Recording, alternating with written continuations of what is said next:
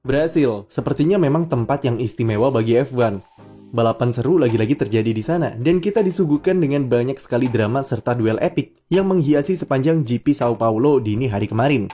George Russell akhirnya berhasil meraih kemenangan perdananya di F1, serta mengakhiri penantian serta rasa penasaran Mercedes musim ini. Ia memanfaatkan start dari posisi terdepan yang ia raih usai menang balapan sprint race. Sejak balapan dimulai hingga finish, Russell praktis tidak terkejar dan sangat konsisten di depan.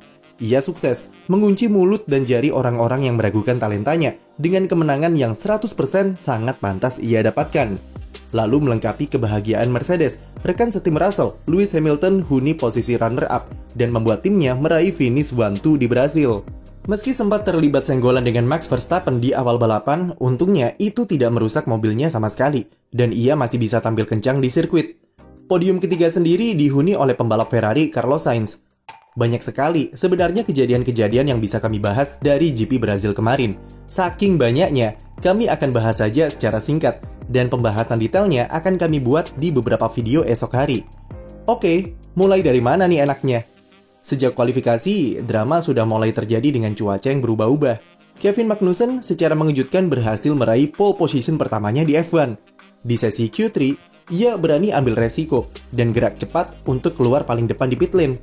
Magnussen sukses buat lap bagus tanpa kesalahan dan catat waktu tercepat sebelum red flag berkibar serta hujan turun di pertengahan sesi. Catatan waktu Magnussen mustahil untuk dikejar, dan dia berhasil kunci pole position perdana baginya dan tim Haas di F1. Walaupun dia tak beruntung di race kemarin karena disundul oleh Daniel Ricciardo selepas start, tapi setidaknya Haas mendapat perhatian serta publikasi lebih dari prestasi mereka meraih pole position. Di kualifikasi kita juga disuguhkan dengan aksi aneh bin ajaib dari Ferrari yang memasang ban intermediate ke mobil Charles Leclerc saat sesi Q3. Padahal, pembalap lain saja keluar pakai ban soft karena kondisi trek masih kering. Sementara Ferrari dengan pede kalau hujan segera turun, memasang ban inter di mobil Leclerc. Sayangnya, hujan terlambat turun, dan keputusan itu akhirnya menjadi blunder serta memalukan bagi Ferrari. Berlanjut ke sprint, beberapa duel seru tersaji di sini. Yang jadi sorotan tentu duel Max Verstappen melawan George Russell di baris depan. Verstappen yang memakai ban medium saat sprint, tanpa diduga kesulitan mengoptimalkan performa bannya. Ia mengalami degradasi yang cukup parah dan membuatnya tak bisa menjauh dari Russell yang memakai ban soft. Jelang akhir balapan, performa Verstappen justru semakin drop. Hasilnya setelah berkali-kali mencoba, pada lap ke-15, Russell berhasil ambil alih pimpinan sprint race dari Max. Sementara itu, kecepatan pembalap Belanda ini semakin menurun, dan ia kemudian disalip oleh Carlos Sainz.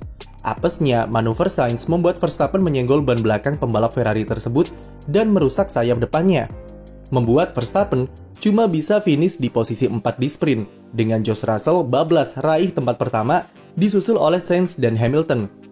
Drama menggelikan juga terjadi di dalam internal tim Alpine. Setelah dilanda berbagai cobaan dengan masalah reliabilitas, kali ini Fernando Alonso harus terlibat konfrontasi dengan rekan setimnya sendiri. Bermula dari selepas start di tikungan keempat, Alonso mencoba lakukan manuver dari sisi luar kepada Ocon. Tapi kemudian Ocon menutup jalurnya dan memaksa Alonso keluar sirkuit. Itu membuatnya sempat kehilangan kendali mobil dan menyenggol sidepod milik rekan setimnya tersebut. Tak sampai di situ ketika Alonso mencoba mengovertake Ocon di lurusan, ia salah perhitungan dan terlibat kontak dengan ban belakang Ocon. Sayap depan Alonso alami kerusakan yang lumayan parah, sedangkan Ocon balapannya terganggu karena kerusakan di sidepod. Keduanya gagal raih poin saat sprint dan tercecer di luar 10 besar. Untungnya mereka bisa tampil sangat bagus di race dini hari tadi dengan Alonso finish di posisi kelima. Esteban Ocon meski sempat menolak memberi jalan kepada Alonso, namun ia setidaknya bisa finish di posisi ke-8. Lalu masuk ke balapan hari Minggu esok harinya. Disinilah banyak sekali drama yang terjadi, terutama di papan atas. Rentetan insiden sempat terjadi setelah restart safety car di awal race. Bermula dari senggolan Max Verstappen dan Lewis Hamilton di tikungan kedua yang membuat satu dunia F1 menjadi heboh. Verstappen mencoba menyalip Hamilton dari sisi luar, tapi keduanya malah saling senggol di apex tikungan kedua. Sayap depan Verstappen alami kerusakan dan ia mau tidak mau harus masuk pit. Sedangkan Hamilton masih bisa lanjut dengan mulus di track. Lalu tak lama setelahnya, Charles Leclerc terlibat kontak dengan Lando Norris di tikungan ke-6. Untungnya, Leclerc meski menabrak tembok, tapi dia masih bisa lanjut dan cuma alami kerusakan di sayap depan. Oke, langsung to the point. Siapa yang salah di dalam insiden Max dan Lewis di tikungan kedua? Kemarin Verstappen sendiri diputuskan bersalah oleh Ray Stewart karena terlalu agresif dalam manuver overtake-nya dan dihukum penalti 5 detik. Tapi menurut kami, ini bukan sepenuhnya atau bahkan insiden itu tidak disebabkan oleh manuver Verstappen. Peraih 2 gelar juara dunia tersebut melancarkan serangan kepada Hamilton dari sisi luar dan ia sempat sudah berada di depan mobil Mercedes. Tapi memasuki tikungan kedua, Hamilton bisa kembali mengunggulinya dengan posisi Verstappen di sini sudah tidak bisa kemana-mana. Posisi mobil Max sudah terjepit saat masuk ke tikungan kedua. Dia tidak bisa memotong tikungan karena ada curb sosis yang cukup besar di sana. Dan mau tidak mau, ia harus komitmen untuk mengambil tikungan. Di sini mungkin benar jika Verstappen cukup agresif, dan kita sudah tahu kalau itu merupakan karakter serta gaya balapnya sejak dulu. Hanya saja dengan posisi seperti kemarin, Lewis Hamilton jelas mengetahui di mana letak mobil Verstappen dan kebiasaan agresifnya. Hamilton dengan sadar menutup jalur Max dan membuatnya tidak bisa melakukan apa-apa terkait insiden yang terjadi kemarin. Menurut kami seharusnya lebih ke racing insiden atau bahkan Hamilton bisa jadi pihak yang bersalah dan dihukum penalti karena menutup jalur Verstappen. Tapi memang musim ini ada tren kalau pembalap yang berada di sisi dalam dinilai Ray Stewart punya kendali yang lebih banyak untuk bisa menghindari insiden. Oleh karena itu, mereka kemudian menyalahkan Max Verstappen yang terlalu agresif. Sama halnya dengan Norris yang ada di sisi dalam ketika menyenggol Leclerc dan dianggap bersalah atas insidennya tersebut. Race kemarin jujur saja berlangsung sangat seru dengan variasi pit stop yang ada. Karakter aspal yang abrasif, serta suhu yang menurun seiring berjalannya balapan, membuat pembalap dipaksa untuk melakukan minimal 2-3 kali pit stop. Sesuatu yang jarang terjadi di F1 beberapa tahun belakangan. Variasi strategi itulah yang membuat duel-duel baik di papan tengah ataupun papan atas menjadi seru dan sulit diprediksi. Seperti strategi Alonso yang memakai 3 stint ban medium di awal, sampai kemudian safety car datang di saat yang tepat baginya untuk ganti ke ban soft sampai akhir balapan. Itu bekerja dengan baik baginya dan membuat Alonso sukses finish di posisi kelima. Sebaliknya, Sebastian Vettel yang sempat cukup meyakinkan dengan menghuni 6 besar di pertengahan race, justru salah strategi dan membuatnya turun ke posisi 11 setelah safety car. Di papan atas, Russell dan Hamilton diberikan strategi yang sama, berbeda dari 2 balapan sebelumnya, di mana mereka sangat berhati-hati. Kemarin Mercedes berani bermain agresif dengan pemakaian ban soft di stint pertama serta terakhir.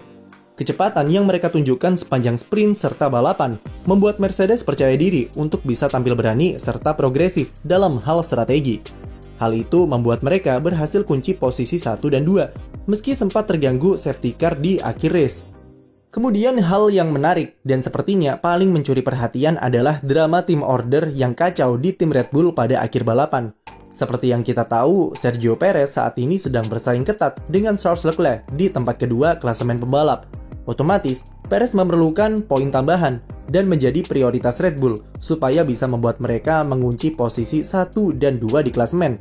Checo sendiri sempat mengejar Russell di posisi kedua pada fase awal balapan, sebelum akhirnya degradasi ban di mobilnya memang cukup parah dan membuat Perez dilewati tanpa perlawanan oleh Hamilton.